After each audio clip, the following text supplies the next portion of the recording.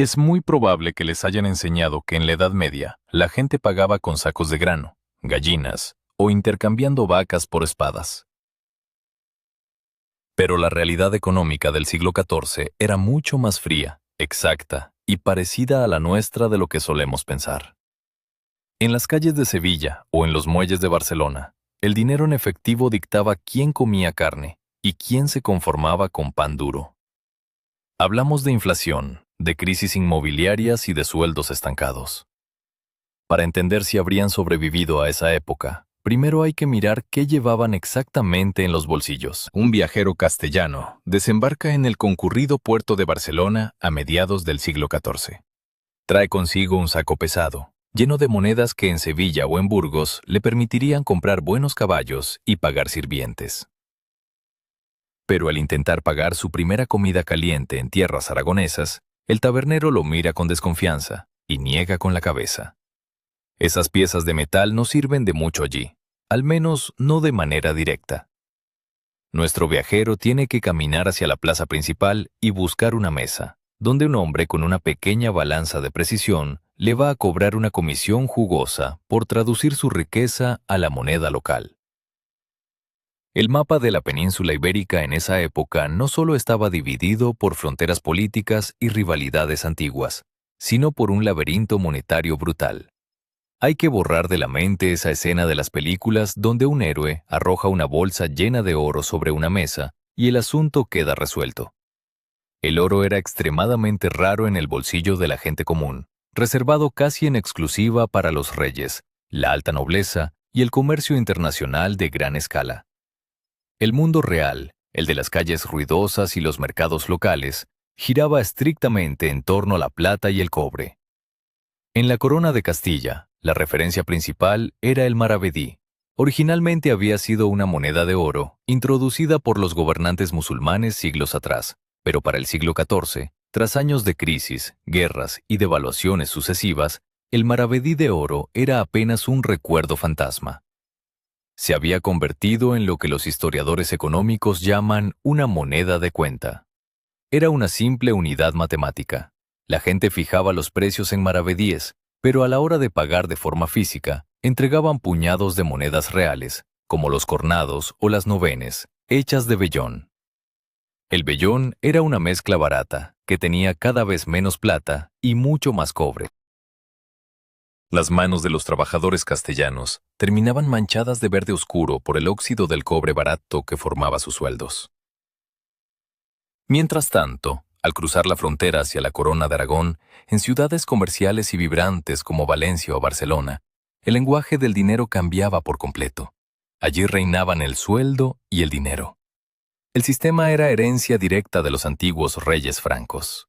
Un sueldo equivalía a 12 dineros.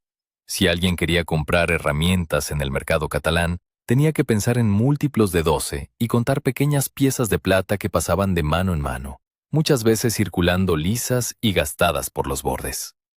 Para los pagos más fuertes, los comerciantes barceloneses sacaban con orgullo sus croats, unas monedas de plata gruesas y pesadas que inspiraban mucho más respeto. ¿Y cómo se entendían los comerciantes de ambos lados? Las tasas de cambio eran un problema diario. No existía un banco central para estabilizar los precios de las cosas. El valor de una moneda dependía casi por completo de su peso real en plata. Los reyes, cuando necesitaban financiar una campaña militar urgente y las arcas estaban vacías, ordenaban en secreto a sus talleres fundir las monedas, quitarles un porcentaje de plata y rellenarlas con más cobre. Al día siguiente esa nueva moneda salía a circular por la calle. Pero los panaderos, carniceros y zapateros no eran ingenuos. Al recibir la moneda, notaban de inmediato la diferencia de peso y color. La reacción era instintiva.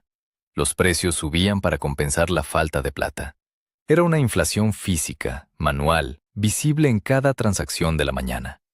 Por eso, la figura del cambista era vital en cualquier rincón comercial importante.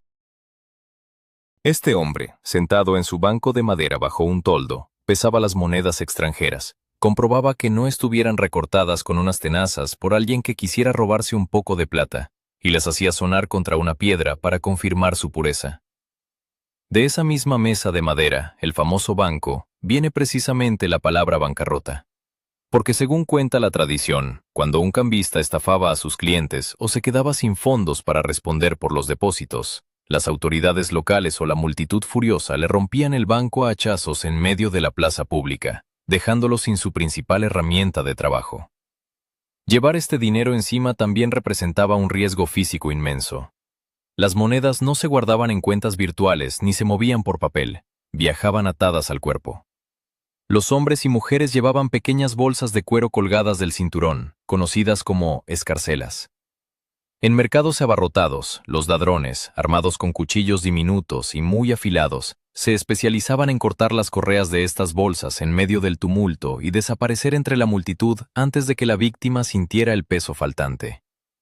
Perder tu bolsa de dinero en una ciudad lejana en el año 1350 no significaba llamar a una oficina para congelar tus fondos.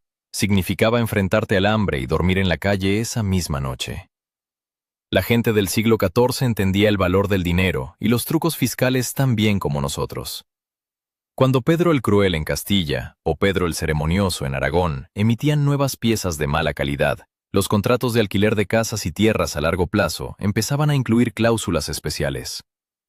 Los dueños de las propiedades exigían que se les pagara en plata antigua, pesada y de buena ley, y no en la moneda recién acuñada que perdía su valor mes a mes.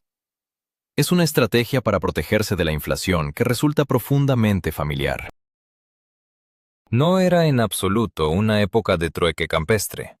Todo, desde los zapatos de un niño hasta el salario de un guardia, estaba cuantificado y monetizado. Las cuentas de los cabildos de Sevilla o de las aduanas de Barcelona conservan registros inmensos con columnas numéricas precisas hasta la última fracción de cobre. Así que nuestro viajero castellano, tras perder una parte nada despreciable de su capital en las comisiones de la mesa del cambista, por fin guarda en su cinturón dineros barceloneses válidos. Ya puede caminar con confianza por las calles empedradas. Sin embargo, los metales relucientes y los cálculos complejos no tienen la capacidad de llenar el estómago. Para sobrevivir un día más en la ciudad, esas pequeñas piezas de plata debían transformarse rápido en algo mucho más urgente. El olor del humo de leña se mezcla con el del trigo recién horneado a primera hora de la mañana en una de las plazas de Sevilla. Un hombre común, un peón o tal vez un zapatero de la zona, detiene su marcha ante el mostrador del panadero. No es un capricho o una costumbre ligera para el desayuno, es la piedra angular de su existencia. Para un europeo del siglo XIV, el pan no era el acompañamiento de la comida, era la comida misma. Hasta el 70 o incluso 80% de las calorías diarias de la población general provenían del trigo, la cebada o el centeno. El precio de 1 kilogramo de trigo en los grandes mercados marcaba el pulso de toda la sociedad. Era el indicador económico supremo, el equivalente al precio del petróleo crudo o la energía en el mundo actual. Si el trigo subía, todo el sistema temblaba. En la Corona de Castilla a principios del siglo XIV, antes de las grandes crisis, 1 kilogramo de trigo de buena calidad rondaba los 3 o 4 maravedíes en un año de cosecha normal. Esto significaba que, para comprar el pan necesario para alimentar a una familia de 4 personas durante un día entero, un trabajador no cualificado tenía que destinar casi la mitad de su salario diario, si es que tenía la suerte de encontrar trabajo. Pero no todos los panes se horneaban igual ni costaban lo mismo. Las regulaciones de ciudades como Barcelona eran estrictas y clasificaban el producto según su pureza y su peso. El pan blanco de candeal, hecho de trigo fino y bien tamizado, era el más caro, destinado a las mesas de los comerciantes ricos, los obispos y los nobles. Para la inmensa mayoría de la población trabajadora de la ciudad, el sustento principal era una hogaza grande y oscura. Estaba hecha de harina sin cernir, con todo el salvado incluido, y a menudo mezclada con otros granos más baratos como la avena o el mijo para hacerla rendir. Esta hogaza morena era densa, pesada, y costaba aproximadamente la mitad que el pan blanco. El pan no se consumía siempre fresco. Muchos horneaban o compraban grandes cantidades para la semana, por lo que el paso de los días lo volvía duro como una piedra. Las clases trabajadoras dependían de las sopas, caldos ligeros o las gachas líquidas, hechas a base de legumbres baratas o recortes vegetales, en las que sumergían grandes trozos de ese pan endurecido para ablandarlo. Era una forma brillante y económica de estirar los recursos y dar la sensación de tener el estómago lleno. Las autoridades medievales sabían muy bien que el pan negro barato era la delgada línea que separaba el orden del caos. Un aumento brusco en el precio del trigo en Barcelona, a menudo causado por sequías, lluvias fuera de temporada o especuladores que escondían el grano, provocaba protestas inmediatas en los mercados. Por eso, los gobiernos locales fijaban precios máximos y mantenían inspectores que recorrían las calles con pequeñas balanzas. Si atrapaban a un panadero vendiendo hogazas por debajo del peso legal o mezclando la harina de forma fraudulenta con yeso fino para engañar a los clientes, el castigo era inmediato. La multa era severa y en ocasiones el infractor terminaba atado a una picota pública, cubierto con su propia masa rancia bajo las burlas del barrio entero. Si el pan daba la energía necesaria para sobrevivir al trabajo físico brutal, el vino funcionaba como el combustible social, la medicina preventiva y el líquido hidratante más seguro. Las fuentes de agua urbana, si bien no eran los charcos tóxicos que la cultura popular suele pintar, dependían del trazado de acequias y pozos públicos que a menudo se contaminaban tras las fuertes lluvias. El vino común o la cerveza floja resultaban opciones más sanas por su proceso de fermentación, además de ofrecer calorías adicionales a un cuerpo agotado. En Sevilla y sus alrededores, un vino blanco joven y muy ligero, que un catador moderno llamaría apenas vinagre diluido, era la bebida de consumo masivo para las clases bajas y los sirvientes. Una jarra grande de este vino común podía costar 1 o 2 maravedíes a principios del siglo XIV. Consumirlo en el campo, bajo el sol andaluz en medio de la recolección de las viñas, o en una taberna ruidosa de marineros cerca de las atalazanas, era un gasto diario completamente asumido. Un peón que ganaba 10 maravedíes por jornada de sol a sol, no dudaba en gastar al menos uno de ellos en su ración de vino aguado. No se trataba de una afición bohemia, sino de un pilar indiscutible de su dieta. Y mientras el vino de taberna se vendía barato y fluía en jarras de cerámica por las mesas manchadas, la sal era el otro pilar de la cocina y el presupuesto del hogar humilde. Este no era un condimento de lujo, sino la única tecnología eficaz que tenían las familias para conservar la comida a largo plazo. Salar las verduras de otoño, curar un trozo de tocino rancio o preservar los arenques del puerto era una cuestión de supervivencia frente a los largos meses de invierno. La sal costaba poco en sí misma, unos pocos dineros en los mercados de Valencia o maravedíes en Castilla, pero los reyes imponían un monopolio y gravaban fuertemente su venta. Al final, este impuesto indirecto sobre la sal o las alcabalas extraía de las bolsas más humildes una pequeña pero constante sangría de dinero cada mes, igual que pasa hoy con los impuestos ocultos en los productos básicos. El problema era que el estómago de un hombre trabajando en los andamios de la Catedral de Barcelona no iba a aguantar a base de pan denso, legumbres cocidas en sal y vino áspero para siempre. Si quería alimentarse bien y tener la energía de recuperar fuerzas después de descargar piedra viva o recoger el campo, necesitaba proteína animal. Y conseguirla exigía contar monedas de una forma mucho más meticulosa y a menudo resignarse. En un puesto de mercado de Sevilla, a mediados del siglo XIV, un carnicero corta una pieza de buey bajo la mirada atenta de sus clientes. Las moscas rondan las tablas de madera y el bullicio de la plaza es ensordecedor. Pero el cliente sabe exactamente qué buscar. Para la inmensa mayoría de la población urbana, comprar carne fresca era una transacción seria. No se comía carne todos los días. Era el premio de los domingos o el plato central de las grandes festividades religiosas. Durante al menos un tercio del año, los estrictos ayunos de la Iglesia prohibían consumir productos animales, obligando a todos a conformarse con pescado salado o legumbres. Pero cuando llegaba el momento de comprar, el tipo de carne que uno ponía en la mesa era un reflejo exacto de su poder adquisitivo. La carne más barata y accesible para un trabajador andaluz o un artesano aragonés era el carnero viejo o la oveja que ya no daba lana ni leche. En los registros de precios de Castilla antes de la peste negra, 1 kilogramo de carne de carnero podía costar alrededor de 4 o 5 maravedíes. Un jornalero sin cualificación, que ganaba tal vez 8 o 10 maravedíes por un día entero de trabajo agotador, tendría que gastar la mitad de su sueldo solo para llevar 1 kilo de esta carne dura y correosa a casa.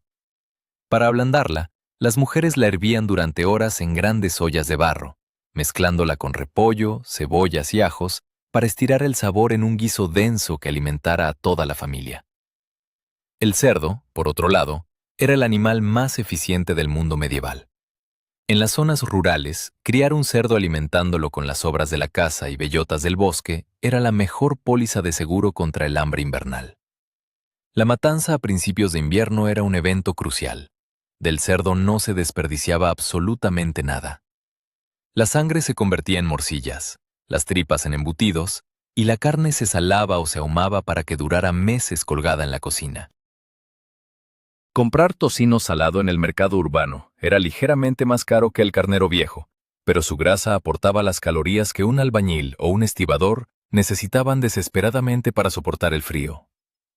Pero si un comerciante barcelonés próspero quería impresionar a sus invitados en un banquete, o si un noble organizaba una fiesta en su palacio, la carne de carnero o de cerdo salado no servía. Ellos buscaban ternera joven, capones cebados, perdices cazadas con halcón, o en las mesas más exclusivas, pavos reales asados y presentados con sus propias plumas. Una sola perdiz en el mercado podía costar más que el salario diario completo de un peón agrícola. Consumir aves de corral frescas o carne de caza era el máximo símbolo de estatus. Era la forma de decirle a tus vecinos que tenías el dinero suficiente para no depender de la carne preservada y salada de las clases bajas. Y si el tipo de carne marcaba la diferencia de clases, el verdadero abismo económico se abría en el momento de condimentarla. Los europeos del siglo XIV estaban obsesionados con las especias importadas de Oriente. No, como dice un viejo mito, para disfrazar el sabor de la carne podrida. Si podías pagar pimienta, definitivamente podías pagar carne fresca. Sino porque las especias se consideraban beneficiosas para la salud según la medicina de la época, y sobre todo, porque eran un lujo absoluto, un símbolo de estatus innegable. El comercio de especias cruzaba continentes enteros, pasando por manos de mercaderes árabes, venecianos, genoveses y catalanes, encareciendo el producto en cada etapa del viaje. En Barcelona o Sevilla, la pimienta negra, el clavo, la nuez moscada y el jengibre se vendían en las boticas y tiendas especializadas no por kilos, sino por onzas o gramos, pesados con balanzas de precisión quirúrgica. Un puñado de granos de pimienta negra podía valer lo mismo que el alquiler semanal de una habitación pequeña en el centro de la ciudad. Pero el rey indiscutible de este mercado de lujo era el azafrán. Aunque se cultivaba en partes de la península ibérica, como en Aragón y Valencia, el trabajo manual intensivo requerido para recolectar los estigmas de la flor lo convertía en un producto prohibitivo. 1 gramo de azafrán costaba más que 1 gramo de oro puro. Cuando un cocinero real teñía de amarillo brillante un plato de arroz o una salsa espesa de almendras, no solo estaba dando sabor al plato, estaba quemando dinero frente a los invitados para demostrar el inmenso poder de su señor. Comprar un pedazo de ternera y sazonarla con pimienta o jengibre era un privilegio que la mayoría de los trabajadores solo vería a través de las ventanas de las cocinas ajenas. El mundo medieval estaba dividido brutalmente entre los que comían pan blanco con pavo real asado y los que remojaban pan negro en caldo de cebolla y carnero viejo. Sin embargo, el hambre no era la única preocupación urgente al caer la tarde. Una vez que el estómago estaba lleno, ya fuera de pan rancio o de capón asado, todos los habitantes de Sevilla y Barcelona, desde el comerciante más rico hasta el último peón, tenían que enfrentarse a otro gasto inevitable. Cuando las campanas tocaban el cierre del día, necesitaban un lugar seguro para dormir.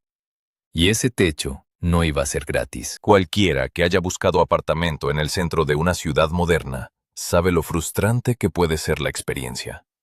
Los precios desorbitados, los caseros exigentes y los espacios cada vez más pequeños parecen una pesadilla exclusiva de nuestro tiempo. Pero hace 700 años, un zapatero recién llegado a Barcelona o un tejedor que buscaba establecerse en Sevilla se enfrentaba exactamente a la misma angustia. En el siglo XIV, las ciudades estaban amuralladas. El espacio urbano era finito, ruidoso, y estaba asfixiado por el crecimiento de la población antes de la Gran Plaga. Y cuando el espacio escasea, el mercado inmobiliario se vuelve despiadado. La idea de que en la Edad Media cada campesino o artesano vivía en su propia casita de piedra construida con sus manos es una fantasía rural. En los grandes núcleos urbanos, la inmensa mayoría de la población vivía de alquiler.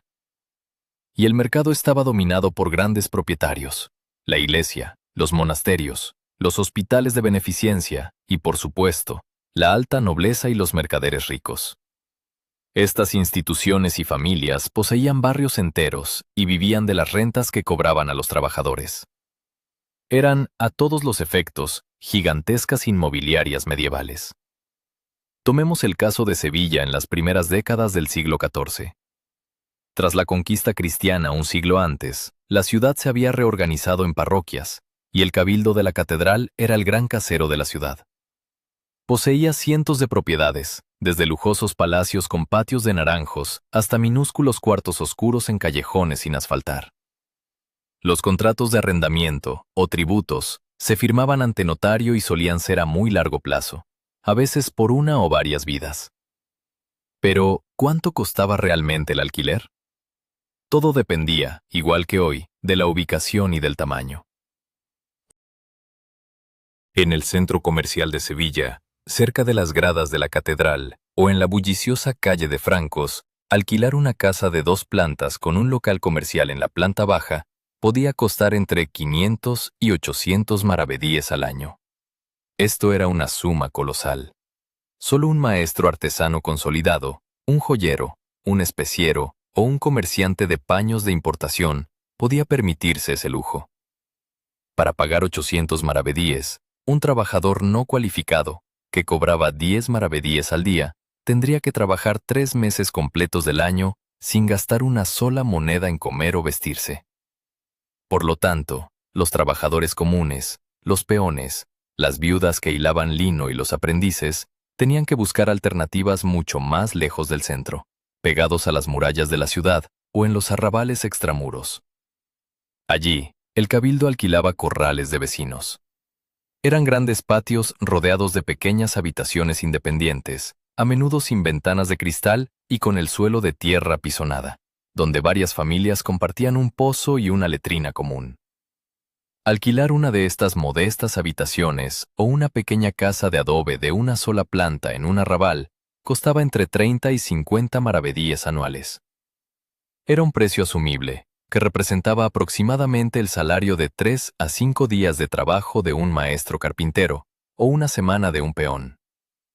En Barcelona, la situación era muy similar, aunque con otra moneda y otro clima. Las casas en el barrio gótico, altas y estrechas, se dividían en pisos. Un tejedor de lana modesto en el barrio de la Ribera podía pagar unos 30 sueldos al año por alquilar un piso superior de madera, oscuro, y con riesgo constante de incendio. Mientras tanto, un mercader rico alquilaba una gran casa de piedra con arco de medio punto en la planta baja, almacenes y un estudio privado, por no menos de 200 o 300 sueldos anuales. La presión sobre los inquilinos era constante. Si alguien dejaba de pagar el alquiler, los caseros medievales no se andaban con rodeos. Las leyes de la época permitían a los propietarios confiscar las escasas pertenencias del deudor, las herramientas de su oficio, la cama, las ollas de cobre e incluso su ropa de abrigo, para subastarlas y cobrarse la deuda. No había leyes de protección al inquilino, ni moratorias de desahucios. Si no podías pagar, estabas en la calle con tu familia al día siguiente.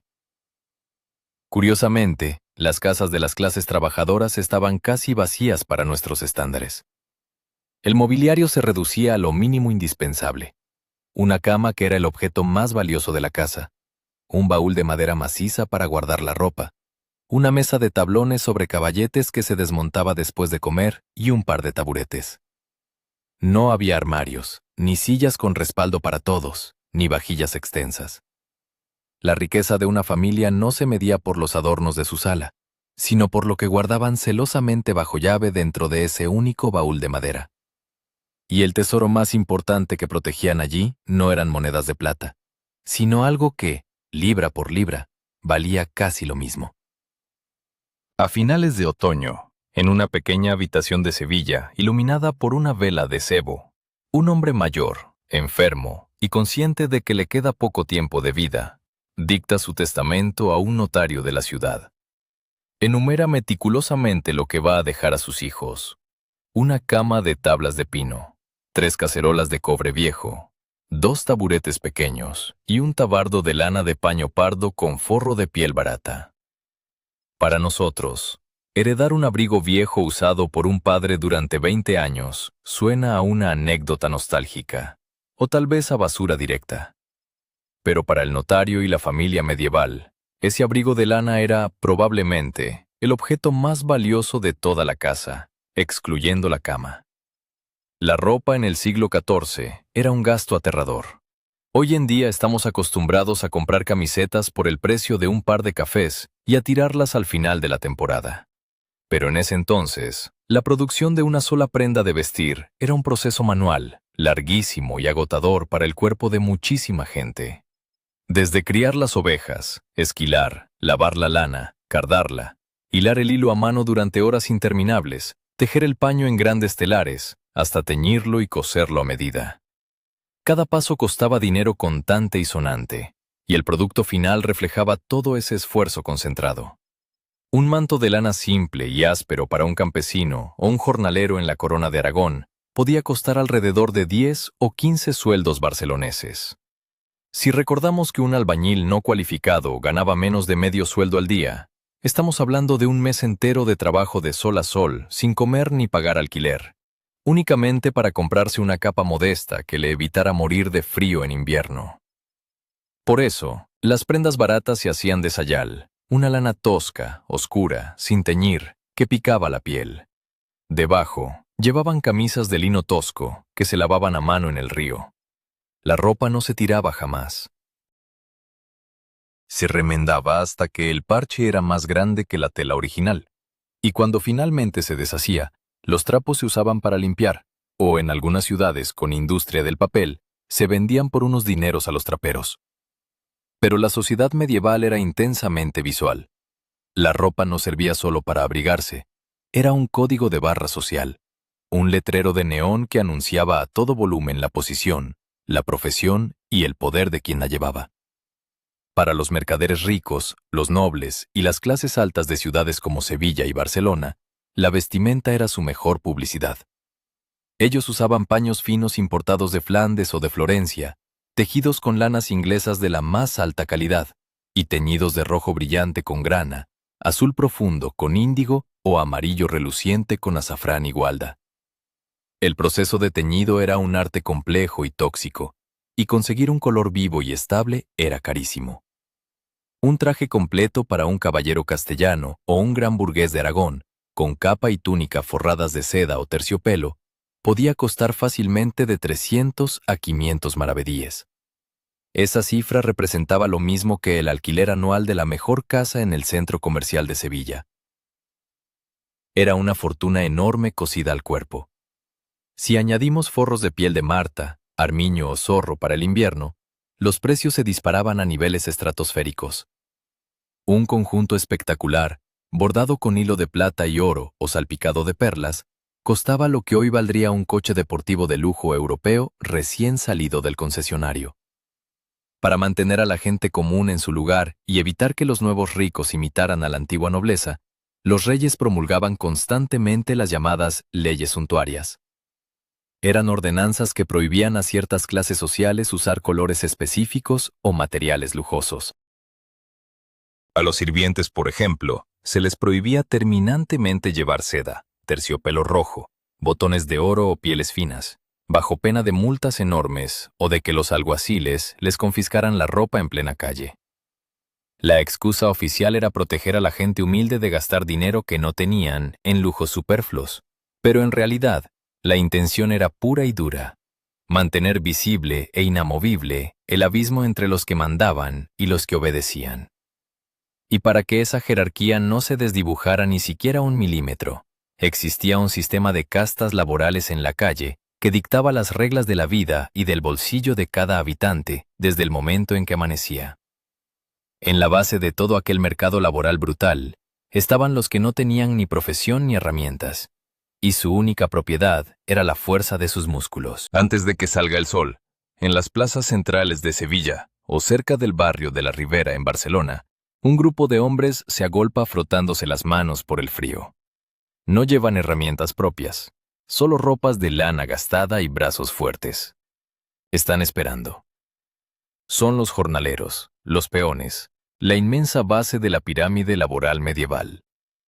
En un mundo sin contratos fijos, vacaciones pagadas, ni seguros por accidente, su vida económica era una ruleta diaria. Dependían por completo de que un capataz de obras, un comerciante que necesitaba vaciar un barco o un agricultor en época de cosecha, los señalara con el dedo y les ofreciera trabajo para ese único día. El sistema de jornal era exactamente eso, pago por jornada. Si llovía a cántaros y no se podía trabajar en el campo ni en los andamios, el jornalero no cobraba. Si caía enfermo con fiebre o se torcía un tobillo descargando un barril, no cobraba. Si era invierno y los días eran más cortos, cobraba menos, porque los estatutos de las ciudades ajustaban el salario a las horas de luz solar. Era una existencia marcada por la incertidumbre absoluta, donde un día de mala suerte significaba que la familia entera se iba a la cama sin comer caliente esa noche. A principios del siglo XIV, antes de la plaga, la oferta de mano de obra barata era enorme. Las calles de las ciudades castellanas y aragonesas estaban llenas de campesinos que habían huido de tierras estériles o de deudas imposibles de pagar en sus pueblos natales.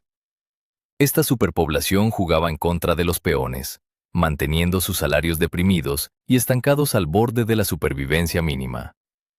En la corona de Castilla, un peón no cualificado que trabajaba cavando zanjas, cargando piedras para construir una muralla o vendimiando bajo un calor abrasador, podía esperar un salario diario de aproximadamente 4 o 5 maravedíes. A veces, para no pagarles todo en dinero contante, los capataces incluían una comida al mediodía, un tazón de potaje denso de legumbres y un trozo de pan oscuro. Esto aliviaba un poco la carga en casa, pero el dinero en efectivo que llevaba a su familia al caer la tarde seguía siendo escaso. Crucemos al Mediterráneo. En los agitados muelles de Barcelona, el trabajo portuario era el gran empleador de los desesperados. Los estibadores, conocidos localmente como bastaixos, cargaban sobre sus espaldas fardos de especias, barriles de vino pesado y piedras enormes destinadas a las iglesias de la ciudad. Era un trabajo físicamente devastador.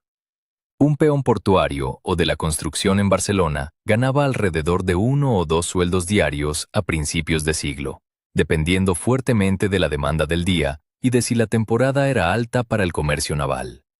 Si conseguía trabajar unos 200 días al año, librando domingos y fiestas de guardar impuestas por la iglesia, y asumiendo que no lloviera ni se enfermara, su ingreso anual rondaría los 200 o 300 sueldos.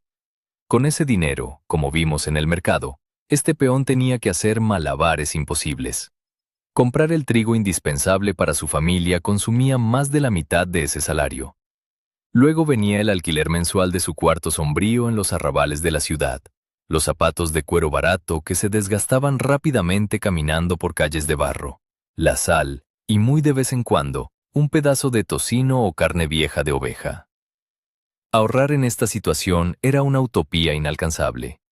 Cualquier gasto imprevisto, como una multa por pelear en la taberna, la reparación de una herramienta prestada, o peor aún, un funeral en la familia, los hundía directamente en las garras de los prestamistas de la ciudad, cuyos intereses eran brutales y estaban siempre a la caza de desesperados. Sin embargo, a pesar de la extrema vulnerabilidad, los peones no estaban completamente solos. En los puertos y grandes construcciones, a menudo se organizaban en cofradías informales para defenderse mutuamente de los abusos y negociar colectivamente la paga diaria con los contratistas del rey o del cabildo. Estas primeras asociaciones de socorro mutuo recogían una moneda a la semana de cada miembro sano para pagar al menos las velas del entierro si alguno moría aplastado por una grúa de madera. Ser un simple jornalero era apostar la vida entera a la resistencia del propio cuerpo. Si la espalda aguantaba, la familia comía. Si la rodilla fallaba, se enfrentaban a la caridad de los monasterios. Para escapar de esta trampa de inestabilidad crónica, un joven medieval solo tenía una salida real: dominar un oficio complejo y entrar en el selecto y cerrado mundo de las herramientas y los secretos de producción. En lo alto de los andamios de madera que rodean la futura Catedral de Santa María del Mar en Barcelona, o en los patios interiores del Alcázar de Sevilla, un hombre da órdenes precisas.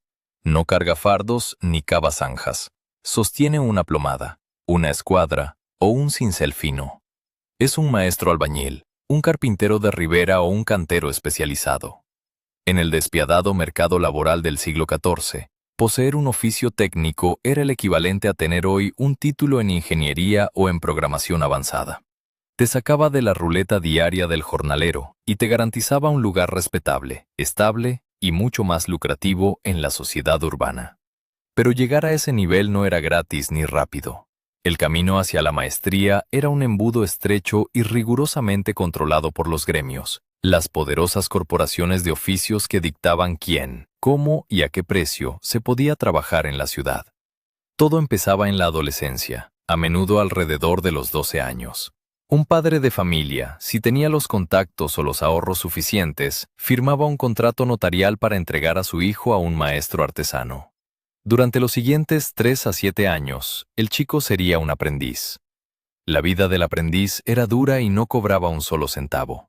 A cambio de barrer el taller, hacer recados, recibir gritos y a menudo golpes por sus errores, el maestro le daba techo, comida, un par de zapatos al año y, lo más importante, le enseñaba los secretos del oficio.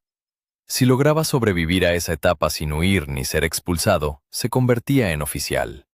Como oficial, por fin empezaba a cobrar un salario diario, trabajando a sueldo para otros maestros mientras perfeccionaba su técnica y ahorraba febrilmente. El salto final, convertirse en maestro con taller propio, era el sueño de todos, pero pocos lo lograban. Requería presentar una obra maestra, impecable, ante un tribunal de ancianos del gremio, y sobre todo, pagar unas tasas de examen altísimas y organizar un banquete obligatorio para los examinadores. Los que lo conseguían, sin embargo, entraban en la élite trabajadora.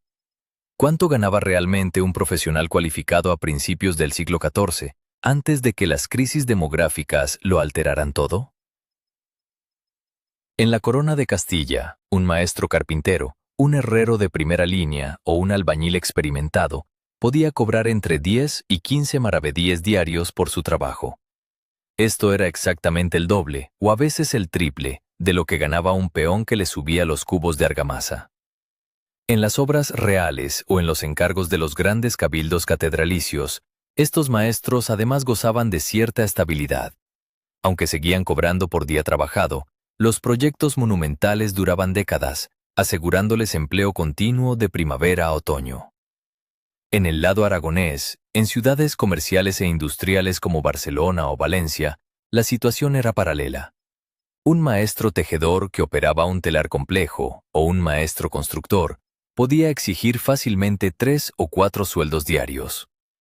Con unos 200 días de trabajo efectivo al año, un maestro barcelonés se embolsaba entre 600 y 800 sueldos anuales. Con este nivel de ingresos, la economía doméstica cambiaba por completo. Un maestro ya no vivía con el terror de no poder comprar el pan del día siguiente. Podía permitirse alquilar una casa decente de piedra de 2 plantas en el centro de la ciudad, pagando unos 100 o 150 sueldos anuales, destinando la planta baja a su taller y tienda, y la superior a la vivienda de su familia y sus aprendices. Además, su mesa era significativamente mejor que la del jornalero. Mientras el peón engullía gachas oscuras y pan rancio, la familia del maestro comía pan blanco o semiblanco a diario. Podían comprar carne de cerdo fresca un par de veces por semana, tener gallinas en el patio trasero para asegurarse huevos frescos y beber un vino de mucha mejor calidad. Su ropa también marcaba la diferencia. El maestro y su esposa vestían paños de lana teñidos de colores sólidos, azules o verdes oscuros, rematados con botones de latón o cinturones de cuero trabajado. mostrando al mundo que no dependían de la caridad ni del clima para sobrevivir. Pero incluso con este colchón de seguridad y prestigio, el maestro artesano seguía siendo un trabajador manual. Su prosperidad dependía de que sus ojos no fallaran y sus manos no temblaran. Una enfermedad prolongada, un incendio en su taller que destruyera sus costosas herramientas, o una crisis en el comercio internacional que cortara el suministro de materias primas, podía devolverlo a la pobreza en cuestión de meses. Y mientras estos hombres dedicaban su vida entera a construir murallas, tejer paños o forjar arados de hierro para alimentar y vestir a la sociedad, había otro grupo de hombres cuya única profesión, inmensamente más cara y lucrativa, era destruir exactamente todo eso. El sonido metálico de un martillo golpeando hierro candente resuena en un callejón oscuro de Toledo o de Zaragoza. En el interior del taller, un maestro armero examina cuidadosamente el filo de una espada recién forjada. El calor es asfixiante, el olor a carbón impregna el aire, y el precio de lo que tiene entre las manos es astronómico. Para la mentalidad medieval, la guerra no era solo un deber patriótico o religioso. Era una industria inmensa, un mercado de lujo extremo y una inversión financiera de altísimo riesgo que podía arruinar a una familia o hacerla inmensamente rica en una sola tarde de batalla. Cuando pensamos en un ejército medieval, solemos imaginar filas interminables de soldados idénticos con armaduras relucientes, proporcionadas por el rey desde un almacén central. Esa imagen es falsa. Durante gran parte del siglo XIV, no existían los uniformes ni el equipo estandarizado. Cada hombre que acudía a la guerra, desde el duque más poderoso hasta el campesino reclutado a la fuerza en las levas de las ciudades, tenía que pagarse y traer sus propias armas desde casa. Para el hombre común, armarse para defender las murallas de su ciudad o unirse a una campaña militar básica del rey de Castilla o Aragón era un esfuerzo económico brutal. Las ordenanzas municipales de la época exigían a los vecinos que tuvieran ciertos ingresos mínimos presentarse al menos con un jubón acolchado grueso, un casco de hierro simple, como el capacete o el capellina, y una lanza larga o una ballesta. Un equipo defensivo muy básico, que apenas podía detener una flecha perdida o un golpe rasante, costaba alrededor de 100 maravedíes en Castilla o unos 30 sueldos en Barcelona. Para un zapatero o un carpintero humilde, esto representaba más de un mes de sueldo íntegro ahorrado solo para no morir el primer día de combate. Pero si subimos en la escala social y miramos a la élite militar, los caballeros y los nobles, los precios del equipamiento de guerra resultaban simplemente demenciales. Ser un caballero no era solo una cuestión de linaje, sino de capacidad económica para mantener el estatus militar. Un caballero necesitaba, como mínimo, un equipo de guerra completo y ofensivo de primera calidad, una cota de malla intrincada, piezas de armadura de placas de acero brillante, una espada forjada por maestros reconocidos de Toledo o Milán, un yelmo cerrado, una lanza y un escudo blasonado. A principios del siglo XIV, una armadura completa de caballero en las ferias comerciales podía costar fácilmente entre 1.000 y 2.000 maravedíes. Eso equivalía a comprar 3 casas grandes de 2 plantas en el centro comercial de Sevilla, o al salario completo de un maestro constructor durante 2 o 3 años enteros. Y eso era solo el comienzo de la ruina financiera. El gasto más grande, constante y peligroso de un caballero no era su armadura, sino su motor de combate, el caballo de guerra. Un destrero, el enorme caballo de carga pesado y furioso entrenado para romper filas enemigas a galope tendido, era la cúspide de la tecnología militar. Un destrero de calidad excepcional, criado especialmente y entrenado para morder, patear y no asustarse con el ruido de las espadas o el olor a sangre, era un bien de hiperlujo. En los registros de la Corona de Castilla de la primera mitad del siglo XIV, los caballos de guerra de primera línea se tasaban en cifras que superaban fácilmente los 3.000 maravedíes, e incluso podían alcanzar los 10.000 en el caso de los grandes sementales importados o de criaderos reales. Era el equivalente a comprarse un avión privado moderno, y el mantenimiento era diario. Un caballo de guerra comía enormes cantidades de grano de alta calidad, necesitaba establos especiales, herreros constantes, escuderos para cuidarlo y arreos de cuero fino. Perder un caballo en una escaramuza fronteriza, atravesado por una simple y barata flecha enemiga o por enfermedad, era un desastre económico del que muchos nobles menores tardaban años en recuperarse. Para compensar este riesgo brutal, la guerra tenía su propia economía circular de sangre, el saqueo y el botín. Cuando un caballero aragonés capturaba a un noble enemigo en batalla, no lo mataba, lo desarmaba, lo tomaba prisionero y pedía un rescate astronómico a su familia en tierras lejanas, un rescate que a veces cubría los gastos de varias campañas militares de un solo golpe. Las armaduras arrebatadas a los muertos y los caballos capturados se vendían rápidamente en los campamentos tras la batalla. Pero mientras los hombres enloquecían gastando fortunas en espadas y caballos para matarse en las fronteras, la economía de las ciudades no se detenía. Detrás de los gremios controlados por maestros masculinos y los ejércitos ruidosos, había una inmensa fuerza laboral silenciosa, vital y sistemáticamente marginada que mantenía el mundo medieval funcionando día tras día, a cambio de salarios de pura supervivencia. En una calle ruidosa y polvorienta del barrio comercial de Barcelona, o en un arrabal obrero de Sevilla, una mujer joven se inclina sobre un pozo comunal sacando agua pesada. Cerca de ella, otra vende velas de cera oscura o huevos de gallina bajo un tolo desgastado. Y una tercera, con los dedos agrietados por el frío, teje lino tosco en un rincón oscuro de su casa. Si miramos los libros de historia tradicionales o los grandes contratos gremiales, estas mujeres medievales parecen casi invisibles. Pero la realidad de las ciudades del siglo XIV era muy diferente. Las mujeres no estaban encerradas en sus casas esperando pasivamente. Trabajaban en todo tipo de oficios, desde el amanecer hasta el anochecer, sosteniendo una parte colosal de la economía urbana. Sin embargo, su esfuerzo físico y su habilidad técnica tenían un precio brutalmente descontado. El mundo laboral medieval estaba rígidamente segregado, pero no de la forma en que solemos pensar. Las mujeres de las clases bajas y trabajadoras no solo se encargaban de la agotadora labor doméstica, criar a los hijos, cocinar en fogones peligrosos, lavar la ropa en el río y administrar los escasos dineros de la familia, sino que necesitaban desesperadamente generar ingresos extras en efectivo para evitar que sus hogares se hundieran en la pobreza extrema o el hambre. Las mujeres dominaban el sector servicios y la pequeña manufactura. Eran las principales hilanderas, tejedoras de lino, vendedoras ambulantes de pan, pescadera, taberneras, sirvientas y lavanderas de la ciudad.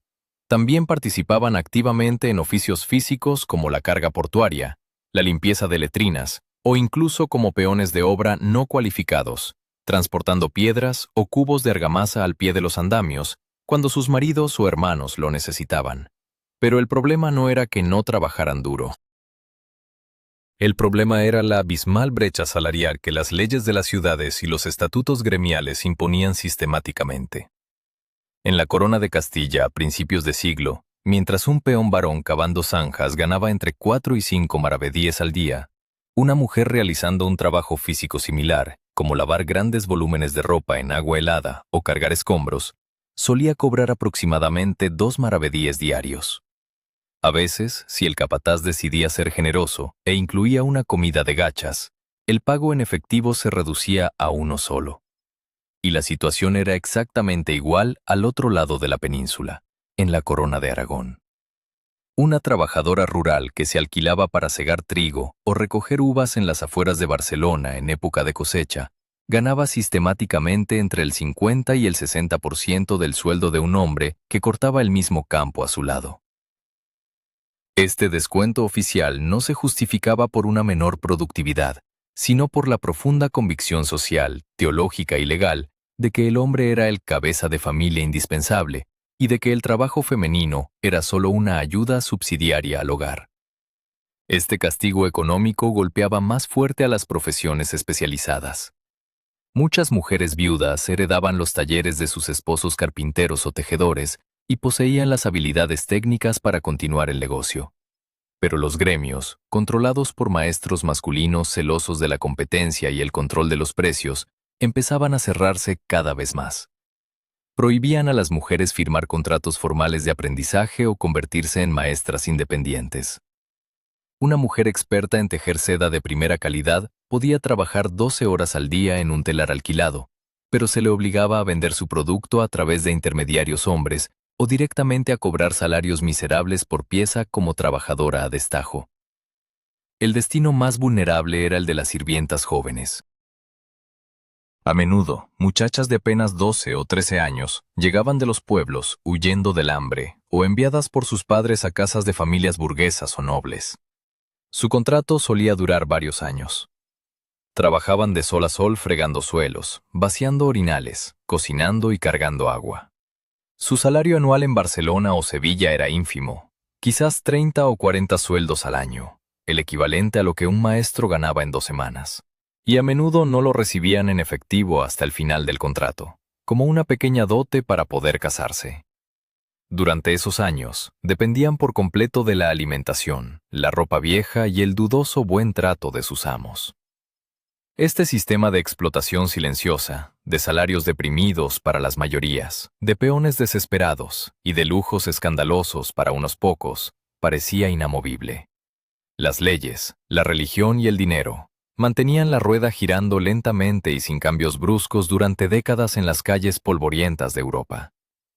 Pero en el otoño de 1348, algo zarpó desde el este, atracó en los puertos del Mediterráneo y en cuestión de semanas hizo volar en pedazos las matemáticas de todo el continente. En mayo de 1348, un barco comercial procedente de Italia atraca en el bullicioso puerto de Barcelona. Sus marineros desembarcan fardos de telas y especias, pero traen consigo algo invisible y devastador en las bodegas.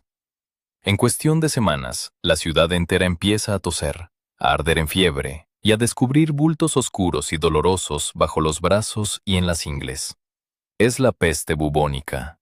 La muerte negra ha llegado a la península ibérica, y no solo va a diezmar a la población, va a destrozar hasta los cimientos de la economía medieval en un parpadeo histórico. Las crónicas de la época en la Corona de Aragón y poco después en la Corona de Castilla relatan escenas que parecen sacadas del Apocalipsis. La gente caía muerta en las calles, en los talleres y en los campos. En ciudades densamente pobladas como Sevilla o Valencia, las autoridades locales colapsaron. Los notarios que debían registrar los testamentos morían antes de que la tinta se secara. Los sacerdotes se enfermaban dando la extremunción, y los médicos huían aterrorizados o caían víctimas de los mismos bubones que intentaban curar. Se estima que en Europa, y de forma muy similar en los reinos hispánicos, entre 1/3 y la mitad de la población total desapareció en menos de 3 años. Pero más allá de la tragedia humana indescriptible, el impacto económico fue inmediato y salvaje.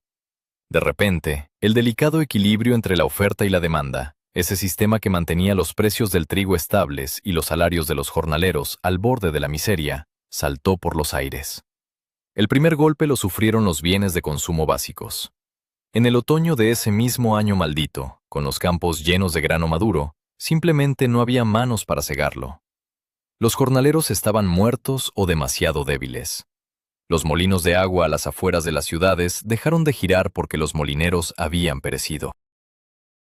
En Barcelona, los hornos de pan se apagaron porque no había oficiales que amasaran, ni maestros que supervisaran la cochura.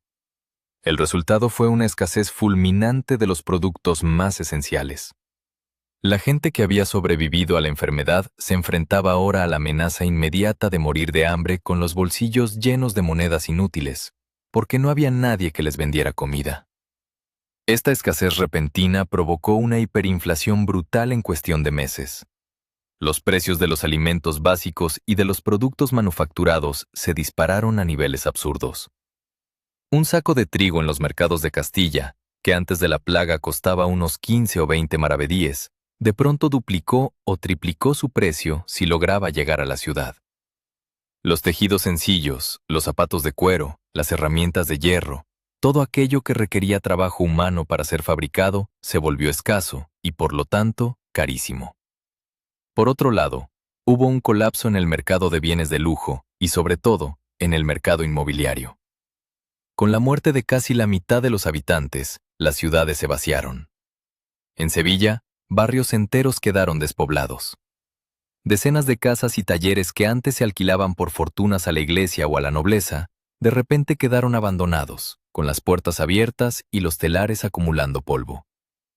El cabildo de la Catedral de Sevilla, que, como vimos, era el gran terrateniente de la ciudad, entró en pánico. Sus ingresos por alquileres, tributos y censos cayeron en picado. Nadie quería alquilar una casa pequeña y oscura en un callejón cuando había cientos de casas mejores y más grandes disponibles por una fracción del precio, y los propietarios se vieron obligados a rebajar las rentas drásticamente solo para evitar que los edificios cayeran en ruinas. Y en medio de este caos inmobiliario ocurrió un fenómeno macabro. Mientras los precios de los alimentos y la ropa subían por las nubes, los precios de los artículos de lujo de segunda mano se desplomaron. De repente, la ciudad estaba llena de abrigos de lana fina, anillos de plata, copas de cristal y tapices, heredados apresuradamente por parientes lejanos o saqueados de casas vacías. Hubo un breve y extraño momento en el que el mercado de ropa elegante estaba saturado, pero comprar una simple hogaza de pan costaba una fortuna. Las clases altas, los mercaderes ricos y los terratenientes nobles se aferraban a sus privilegios aterrorizados, viendo cómo sus ingresos agrarios y urbanos desaparecían. Las tierras de labranza se llenaban de malas hierbas, y los rebaños de ovejas vagaban sin pastores por los campos de Castilla. Necesitaban desesperadamente trabajadores para reactivar sus feudos y sus negocios. Pero cuando salieron a las plazas de las ciudades a buscar a los peones, a las hilanderas y a los albañiles que antes suplicaban por un pedazo de pan rancio, se encontraron con un escenario que les heló la sangre económica. Los sobrevivientes de las clases bajas ya no estaban dispuestos a trabajar por unas pocas monedas de cobre. Y por primera vez en siglos, ellos tenían la sartén por el mango. En una plaza empedrada de Valencia, un par de años después de que pasara la gran mortandad, un terrateniente acaudalado busca desesperadamente peones para levantar la cosecha de sus viñedos. Antes de la plaga, solo tenía que acercarse al mercado y elegir entre decenas de hombres hambrientos que aceptaban un par de monedas de cobre y un cuenco de gachas. Pero hoy, la plaza está casi vacía. Los pocos trabajadores que quedan lo miran a los ojos, con los brazos cruzados, y le exigen el doble, a veces el triple, de lo que ganaban sus padres. Y si el terrateniente se niega o intenta regatear, se dan la vuelta y caminan hacia el campo del vecino, que pagará lo que pidan con tal de que sus uvas no se pudran en la vid. Para los sobrevivientes de las clases trabajadoras, la peste negra trajo consigo una de las paradojas más crueles y fascinantes de la historia económica. La escasez brutal de mano de obra generó un mercado que favoreció, por primera vez en siglos, al eslabón más débil de la cadena, el trabajador manual.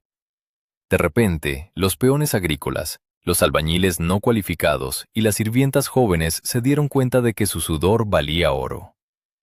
En la Corona de Castilla, los registros de mediados de siglo muestran un salto asombroso en los ingresos diarios.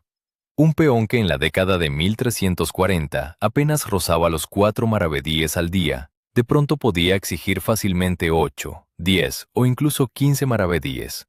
Los maestros artesanos de las ciudades, que ya ganaban bien, vieron cómo sus sueldos se disparaban aún más ante la falta de competencia de otros talleres.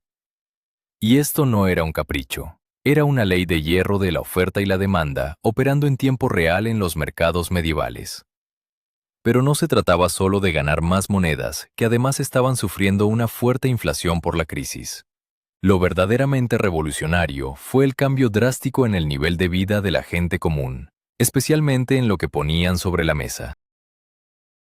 Con ingresos más altos en efectivo y tierras de labranza mucho más accesibles o baratas para alquilar, los campesinos y jornaleros urbanos experimentaron lo que los historiadores suelen llamar, con cierta ironía, la Edad de Oro del campesinado. El pan oscuro y correoso, hecho de centeno, mijo o avena mezclado con salvado, empezó a desaparecer de las mesas de los trabajadores para ser reemplazado por pan blanco de trigo de buena calidad. La dieta, antes basada en el consumo masivo de cereales y caldos aguados, se diversificó enormemente. La gente corriente de Barcelona, Sevilla o Burgos comenzó a comer carne con una frecuencia inaudita. El tocino salado de los domingos dio paso a raciones regulares de carne fresca de carnero joven o de cerdo de mejor calidad en los potajes diarios.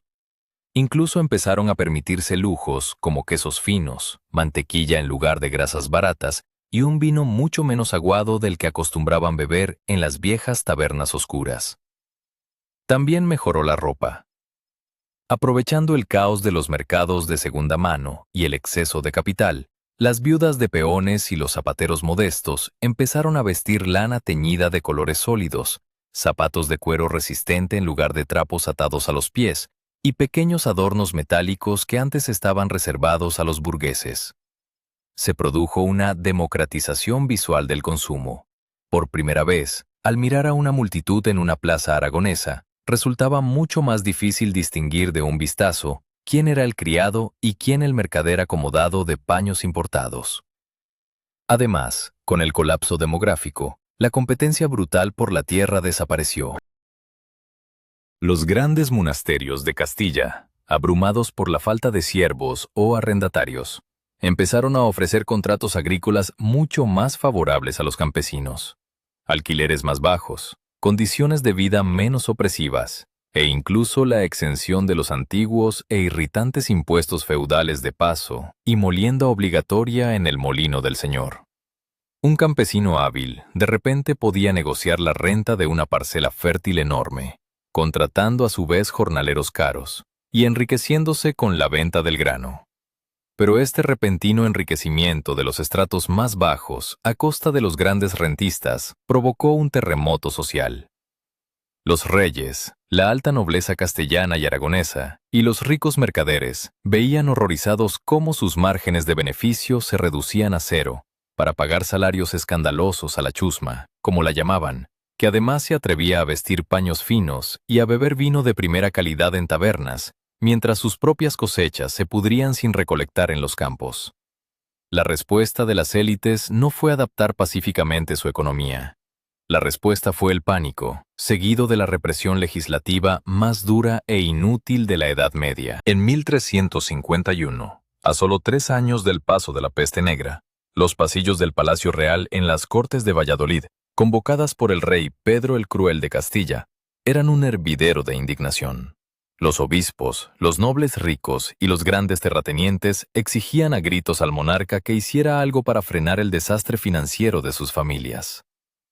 La queja unánime y desesperada era que los campesinos y jornaleros de las ciudades se habían vuelto insolentes, ociosos y codiciosos, pidiendo sumas que los señores consideraban un robo a mano armada solo por recoger el trigo de sus tierras ancestrales. El problema era doble para las clases altas. Por un lado, pagaban salarios que se habían duplicado o triplicado. Por otro, tenían que comprar productos manufacturados, como herramientas de hierro, sillas de montar, paños y armaduras, cuyos precios también se habían disparado hasta la estratosfera por la falta de artesanos que los fabricaran. El poder adquisitivo real de los nobles, basado tradicionalmente en cobrar alquileres fijos por la tierra y vender grandes cantidades de excedentes agrícolas a bajo costo de producción, se estaba esfumando. Así que el rey de Castilla, y paralelamente el rey de la Corona de Aragón con otras ordenanzas, decidieron aplicar lo que desde nuestra perspectiva moderna resulta una de las políticas económicas más inútiles de la historia: intentar apagar el fuego del libre mercado por decreto y a base de castigos severos. Ese mismo año se aprobó el célebre Ordenamiento de Menestrales de Castilla, seguido por leyes muy similares como el Estatuto de los Trabajadores en otras partes de Europa. El objetivo de esta ley no era mejorar las condiciones laborales, el objetivo era retroceder el reloj.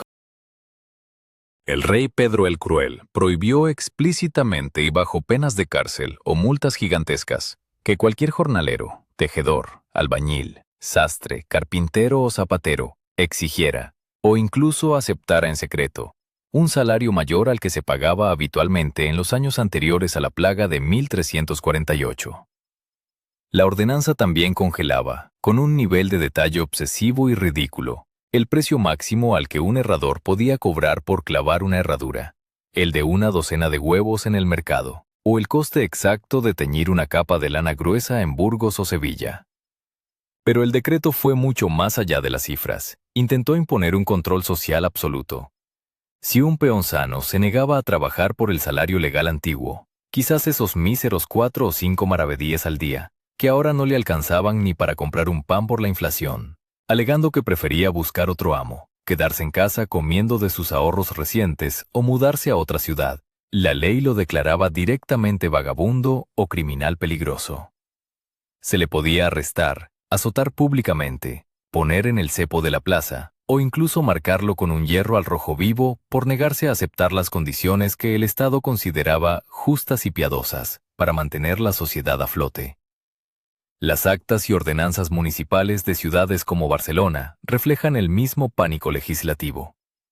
El gobierno de la ciudad envió oficiales o justicias, parecidos a alguaciles económicos, a patrullar los mercados y las afueras rurales, buscando a campesinos fugitivos que exigieran más dinero. Y la represión de los salarios altos iba acompañada, como siempre, del intento de frenar el nuevo orgullo de los pobres.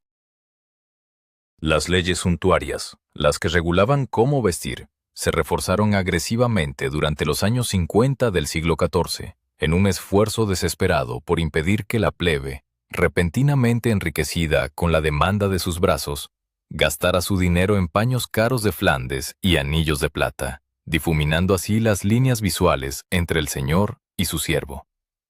Sin embargo, a pesar de los azotes, las multas aplastantes, las quejas constantes de los obispos sobre la avaricia de los pobres y los sellos reales, esta avalancha de regulación estatal del mercado laboral fracasó espectacularmente. La aritmética básica del hambre y la necesidad era mucho más poderosa que las leyes de un rey asustado. En la práctica, los señores y los maestros artesanos ricos de Barcelona o Sevilla seguían necesitando desesperadamente trabajadores para levantar sus muros, recoger sus viñedos y cocinar en sus casas. Si un terrateniente seguía la ley y ofrecía el viejo salario de 1.340, el jornalero de 1.355 simplemente se daba media vuelta y desaparecía en otra ciudad con otro nombre, o se contrataba en negro, en la economía sumergida, con el vecino de al lado que estaba dispuesto a pagarle el doble de monedas bajo la mesa, en plata sonante, arriesgándose ambos a la multa con tal de no perder la cosecha del año. Mientras los reyes y nobles intentaban inútilmente congelar por la fuerza bruta el sudor de la frente ajena, existía otro sector de la economía medieval que siempre había eludido las leyes de fijación de salarios de los peones de campo. Era el sector del intelecto, un mercado selecto, minúsculo y dominado por una escasez de recursos de los que los reyes jamás intentarían limitar el precio oficial. El coste desorbitado de poseer la información escrita en un pupitre inclinado junto a un ventanal gótico en Barcelona o en una celda tranquila de Salamanca. Un hombre pasa horas enteras raspando pacientemente la superficie de una piel de oveja con un cuchillo curvo. No está preparando cuero para hacer zapatos. Está fabricando el soporte de la memoria medieval. En el siglo XIV, antes de que la imprenta revolucionara el mundo, la información física era uno de los bienes más exclusivos, caros y laboriosos que un ser humano podía poseer. Saber leer y escribir no era solo una habilidad intelectual, era el billete de entrada a una élite minúscula que manejaba los hilos del poder, la ley y la teología. Hoy estamos acostumbrados a que un libro cueste lo mismo que una comida barata. Pero en la Edad Media, el material básico para escribir un libro era el pergamino, y su producción era una sangría económica. Para crear una sola Biblia completa de tamaño folio o un gran tratado de leyes, se necesitaba sacrificar un rebaño entero de docenas, a veces cientos, de ovejas o terneros jóvenes. Cada piel tenía que ser lavada, estirada en marcos de madera, tratada con cal, raspada hasta quedar translúcida y cortada a medida.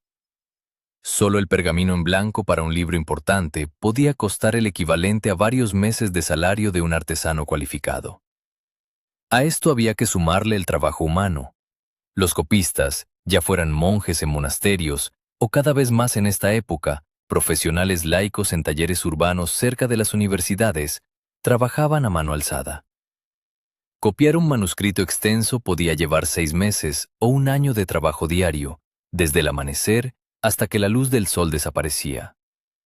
Y si el cliente era un noble rico, un obispo de Sevilla o un mercader próspero que quería lucirse, El libro no se entregaba en tinta negra simple.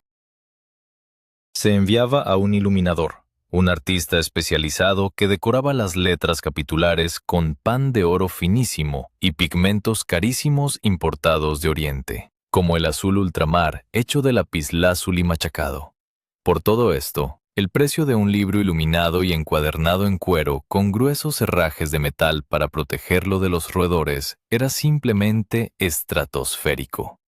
Un solo volumen teológico importante o un manuscrito de leyes de primera calidad podía valorarse en cientos e incluso miles de maravedíes en Castilla, o su equivalente en cientos de sueldos en la Corona de Aragón. Era el precio de una casa de piedra de 2 plantas en un buen barrio, o de un excelente caballo de guerra. Por eso, poseer una biblioteca personal de 10 o 15 libros no indicaba solo que eras una persona culta, gritaba a los 4 vientos que eras inmensamente rico. Los libros no se dejaban en estanterías abiertas, se guardaban bajo llave en cofres robustos, y frecuentemente se encadenaban a los pupitres de las bibliotecas universitarias y catedralicias para evitar robos, porque robar un libro era robar un tesoro tangible. Pero no todos los libros eran joyas iluminadas con oro. A medida que avanzaba el siglo XIV y crecía la burocracia comercial en ciudades vibrantes como Barcelona, Valencia o Sevilla, la demanda de lectura práctica se disparó. Los mercaderes necesitaban manuales de contabilidad, guías de puertos, tratados de matemáticas comerciales y contratos legales ágiles. Para satisfacer esta demanda más mundana, apareció un mercado de manuscritos más modestos, escritos en letra cursiva rápida, en pergamino de baja calidad o, cada vez más, en el nuevo y revolucionario material que empezaba a entrar desde el Andaluz y el Levante, el papel de trapos. El papel era significativamente más barato que el pergamino, pero seguía siendo un producto manufacturado costoso. Aprender a usarlo también requería una inversión masiva de tiempo y dinero. Enviar a un hijo a estudiar artes liberales, leyes o medicina a un estudio general, el equivalente a la universidad, en Lérida, Salamanca o Valladolid, era una apuesta financiera enorme para una familia burguesa. Había que pagar el alojamiento del estudiante durante años en pensiones o colegios mayores, sus gastos diarios de comida, ropa negra formal, la tinta, el papel y, sobre todo, las altísimas tasas de los profesores y los derechos de examen, que culminaban en un banquete obligatorio y carísimo para el Tribunal de Doctores, exactamente igual que hacían los maestros artesanos en sus gremios. A cambio de esta inversión monumental, el joven se graduaba convertido en letrado, notario, jurista o médico. Entraba en un mercado laboral cerrado donde su firma en un pedazo de papel, su consejo legal en una disputa de herencias de tierras o su diagnóstico médico basado en el equilibrio de los humores se pagaba a precios de oro. Un jurista de la Corte de Aragón o un médico reconocido en Sevilla no cobraba por día como un albañil, sino por consulta o por honorarios anuales vitalicios pagados por el cabildo o la nobleza, situándose económicamente a años luz del trabajador manual. Así, el intelecto y la escritura blindaban el poder de la élite en esta vida. Pero en la mentalidad medieval, la contabilidad financiera no terminaba con el último suspiro. De hecho, los gastos más extravagantes, meticulosos y urgentes de todos, aquellos para los que un hombre de negocios de Barcelona ahorraba febrilmente toda su vida, comenzaban exactamente en el momento en que su corazón dejaba de latir. En una cama de sábanas finas de lino, rodeado de parientes ansiosos, criados en silencio y el humo espeso de un incensario, un próspero mercader de Sevilla dicta sus últimas voluntades al notario. Ha pasado su vida entera calculando riesgos, pesando pimienta y peleando cada maravedí en los puertos de Flandes o en las ferias de Medina del Campo. Pero ahora, al borde del abismo, se enfrenta a la transacción financiera más aterradora y cara de todas. En el siglo XIV, la muerte no era simplemente el final biológico, era el inicio de un proceso legal y contable extremadamente complejo, diseñado para garantizar que el alma no pasara la eternidad ardiendo en el purgatorio. Y acortar ese tiempo de tormento costaba muchísimo dinero contante y sonante. La idea moderna de un funeral íntimo y discreto, pagado por un seguro o por los ahorros inmediatos de la familia, habría parecido una excentricidad peligrosa en la Edad Media. Un funeral adecuado era el último gran acto de consumo ostentoso de una persona en la tierra. El testamento del mercader no solo repartía sus casas de piedra, sus finos tabardos forrados de marta sibelina y sus joyas de oro. Destinaba una parte colosal, a veces hasta un tercio de su riqueza total, a su propia salvación. Era el infame tercio del alma, una partida presupuestaria obligatoria e intocable que se entregaba directamente a la maquinaria eclesiástica. El primer gran gasto visible e inmediato era la luz. En una época sin electricidad, la cera de abejas pura, blanca y de combustión limpia era un artículo de lujo absoluto, muchísimo más cara que el sebo de animal humeante y apestoso que usaban los campesinos para alumbrarse en sus chozas. El mercader exigía en su testamento que el día de su entierro se quemaran docenas, y a veces cientos, de enormes hachones de cera alrededor de su ataúd y durante el trayecto desde su casa hasta la catedral. Comprar 50 o 100 libras de cera labrada en Sevilla o Barcelona podía costar lo mismo que alquilar una casa entera durante varios años. Era dinero quemado literalmente frente a los ojos de toda la ciudad, una demostración abrumadora de poder económico y piedad. Pero el despliegue de luz era solo el principio. Había que pagar la logística del luto. El testador dejaba dinero para comprar paños negros de lana, no solo para vestir a su viuda y a sus hijos, sino para decenas de criados, amigos cercanos e incluso mendigos. Contratar plañideras profesionales, mujeres a las que se les pagaba por llorar, gritar y mesarse los cabellos detrás del ataúd, era una práctica común, al igual que pagar a decenas de pobres de la ciudad para que desfilaran con antorchas, rezando por el difunto a cambio de una moneda de plata y una hogaza de pan al terminar el recorrido. El tamaño del cortejo fúnebre medía exactamente la influencia social del difunto.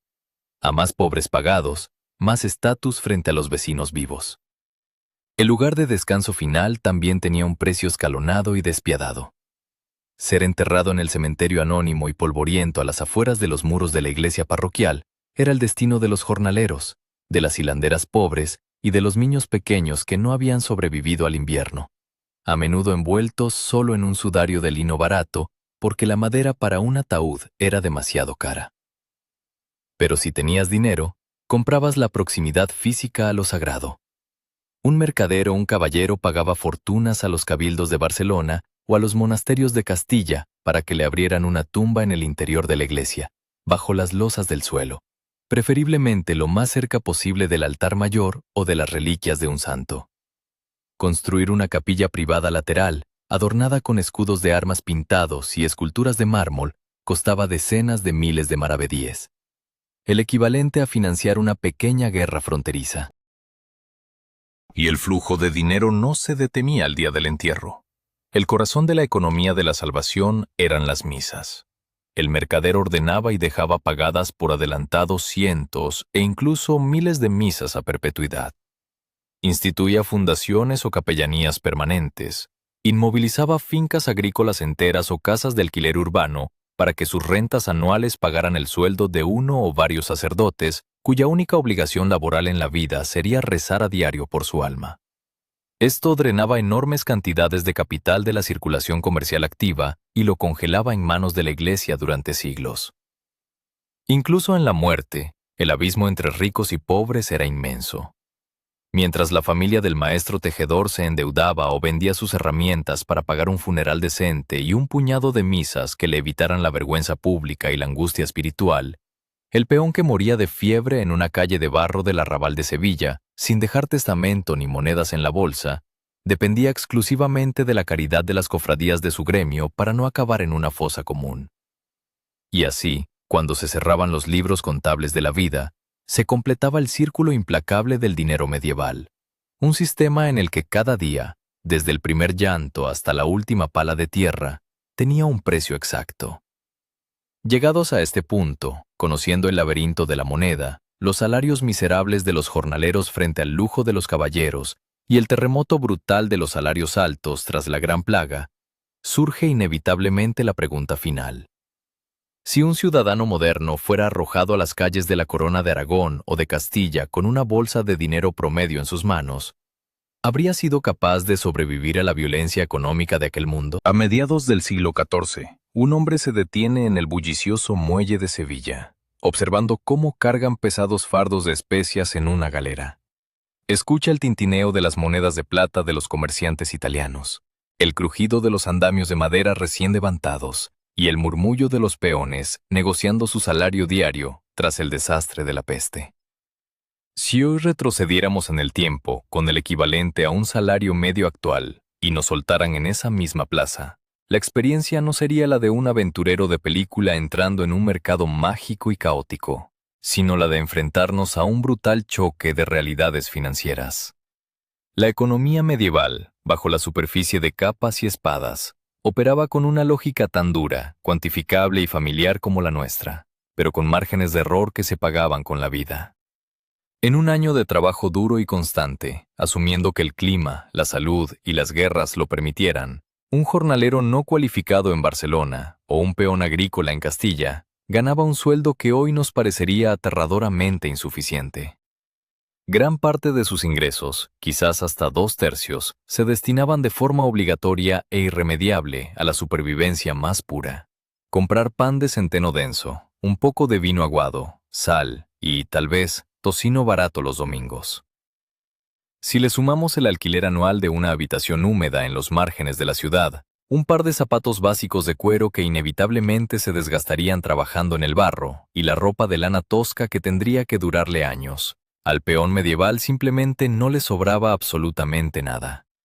Su vida era un juego de equilibrio constante sobre el abismo de la indigencia extrema. Para la mayoría aplastante de la población, el concepto mismo de ahorro a largo plazo o de disfrutar de un margen de maniobra financiero era ciencia ficción pura. Si a un zapatero se le rompía la herramienta principal, o si una hilandera enfermaba un mes, no había fondo de emergencia al que recurrir, ni sistema estatal de bienestar que los protegiera.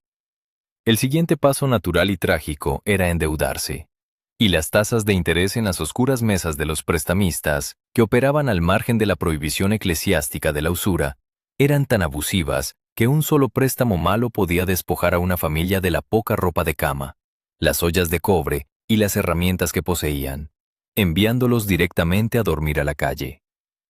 Pero si subimos un peldaño en la escala social, el panorama cambia drásticamente.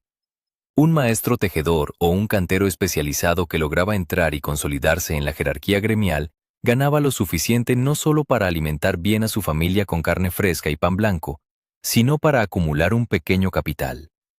Podía comprar su propia casa y taller, vestir paños finos de colores sólidos importados de Flandes y, lo que es más importante, asegurar el futuro de sus hijos mediante herencias tangibles y pagos de aprendizajes caros. Para ellos, la ciudad medieval no era una trampa de supervivencia, sino un mercado dinámico lleno de oportunidades reales para enriquecerse. Sin embargo, su prosperidad dependía casi exclusivamente de mantener un monopolio férreo sobre la producción, aplastando sistemáticamente los salarios de las mujeres que hilaban para ellos y de los aprendices que barrían sus talleres por un techo y comida. Y por encima de todos ellos, en la cúspide de la pirámide del consumo, estaban los grandes nobles, los altos cargos de la iglesia y los mercaderes internacionales. Sus fortunas se medían en tierras inmensas, rebaños interminables y rutas marítimas que traían pimienta y azafrán desde el fin del mundo conocido. Para esta élite, la inflación en el precio del trigo o el coste astronómico de un caballo de guerra entrenado no eran problemas de supervivencia, sino simples gastos operativos de su poder.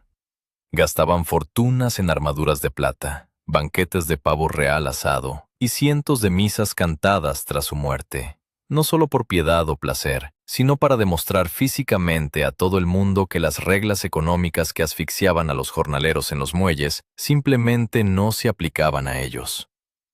El verdadero quiebre del sistema llegó cuando la propia naturaleza intervino en octubre de 1348.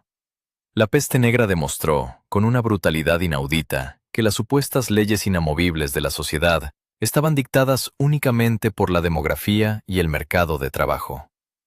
Cuando la fuerza laboral desapareció a millones, los salarios de los jornaleros y las sirvientas se dispararon, dándoles por primera vez en la historia acceso a dietas ricas en carne y a ropa de lujo, mientras los terratenientes y los reyes entraban en pánico e intentaban legislar desesperadamente en contra del mercado. Fracasaron estrepitosamente, demostrando que ninguna ordenanza real puede evitar que un hombre exija más por su sudor cuando sabe que sus manos son indispensables. Al final, la economía de las ciudades hispánicas del siglo XIV no era un cuento de hadas de trueques y autosuficiencia campestre. Era un mundo descarnado y profundamente monetizado, regido por los vaivenes de la inflación, el precio de la vivienda y la especulación de materias primas. Las monedas de vellón desgastado y los sueldos de plata dictaban el destino de cada ciudadano con la misma frialdad algorítmica con la que el dinero mueve nuestro mundo de hoy. La Edad Media no fue una época oscura por la falta de dinero, sino precisamente por la implacable claridad matemática con la que ese dinero dividía a los que sobrevivían un invierno más, de los que podían permitirse comprar la eternidad en piedra bajo el suelo de una catedral.